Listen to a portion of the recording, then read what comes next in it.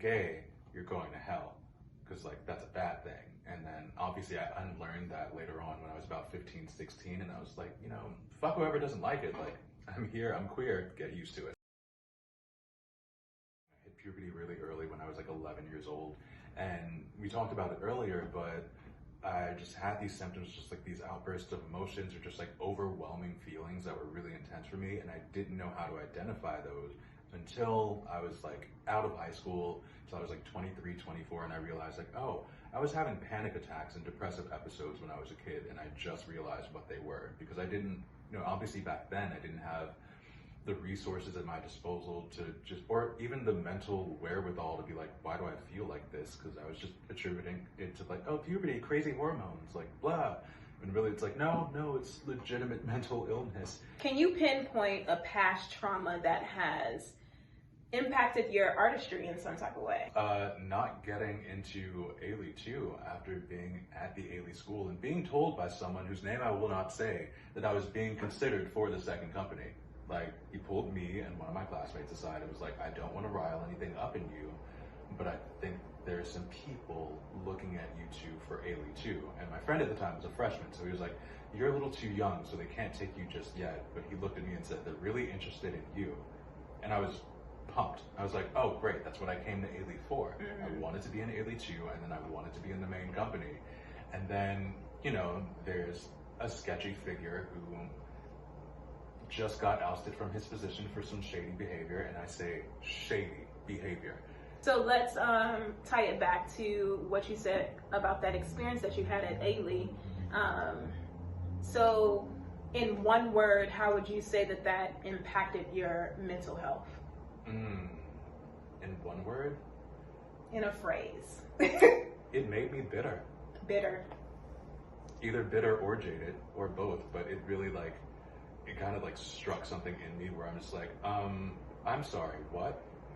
Like, this thing that I worked for, this thing that multiple people have told me I was ready for, multiple people have told me I deserve, you're just gonna not give it to me? Because I don't know, you're angry at me, or you're mad that I left, or it could be intimidation. It could be intimidating. Strangely enough, I've had people tell me that I can be intimidating. I don't understand why, but even after leaving and, going on to have the career that I did, for years, the trauma of not being promised something, but just being offered the hope of something and then having it taken away with me a lot. It really fucked me up. Yeah. And, it led me to make certain, I went through phases of being very stubborn about someone a choreographer would give me a note on how to move. I'm like, this is how I move. I've been moving this way this entire time. So why would I change it for you? Because this is what makes me unique. Blah, all of that. That mentality, right? And nail in the coffin was really when I left the school, because at the time the politics was something that I didn't respect, and there was a lot of hive mind about sucking up to certain people and kissing a lot of ass to have that be your social lubricant to get to the next step. And I'm just we shouldn't need to do it. I was loud about it. I'm like, we shouldn't need to do any of that. These people are not gods, they're just teachers. And I actually had a teacher tell me, I'd be careful about what I say in the student lounge, because these walls have ears. And I'm like, I don't care. And I shouldn't have to care. I'm a great dancer, I'm a good artist. I deserve a spot here, but if they don't give it to me, so be it.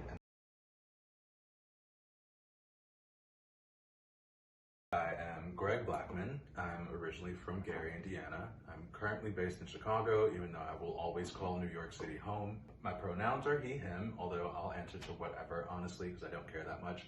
And my ethnicity, I identify as Black, although my father is biracial. I consider myself Black, just with sprinkles of other stuff in there.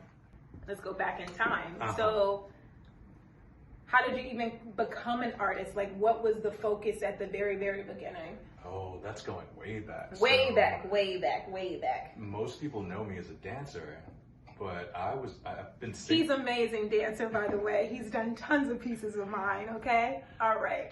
Continue. But I've also been singing since I could talk. Before I started dancing, I went to a performing arts school. I was 6th grade to 12th grade. And when I auditioned, because you have to audition to get in, I auditioned for the dance program and the vocal music program, got into both, and then chose vocal because I was like, oh, if I do the dance program, then I'm gonna have to wear tights and do ballet and everyone's gonna know I'm gay, as if they didn't already know. Yeah, I went with vocal music because at the time I had always wanted to be like this big singer, like really looked up to like Michael and Janet and all these other greats. And I was like, I want to be that one day. And that's also part of the reason I've been writing my own songs since I was 5, like literally 5, like fifth grade, first grade me, sitting in elementary school with like a sparkly notebook, just like writing down like verse, chorus. So verse. you were Issa Rae in Insecure. Basically.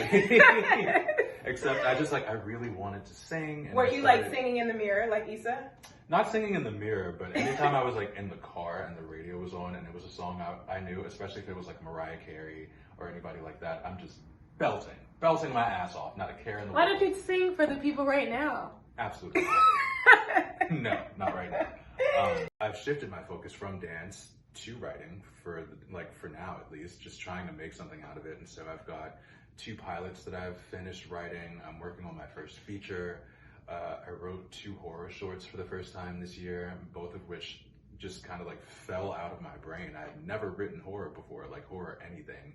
And I just had these ideas and sat down to write, and they just like, bloop, done, like finished. And, you know, I'm really trying to make that push forward because, you know, my goal is to be like the next Shonda Rhimes. Oh, okay. Didn't know that. I didn't know that. Oh, okay. Yeah, she's my idol. Like Grey's Anatomy scandal, How to Get Away with Murder, and pridGeon. Okay. Like that level is what I want to get to. So when I say the words mental health, what are the things that comes to the forefront of your mind? Things that come to the forefront of my mind with mental health, I think a lot about like mental health maintenance and just like really gauging where you are in any given moment or on any given day. It's honestly a big thing for me, being somebody who suffers from anxiety and depression. Like those two go hand in hand and they fight as a team sometimes, and they will kick your ass if you let them, and I try not to let them. So, you know, it's really just about navigating like, where is this coming from? Why am I reacting to it this way? What is a better way to react? And then just trying to guide myself on that plane. Maintaining your own safe, or maintaining yourself as a safe space for yourself.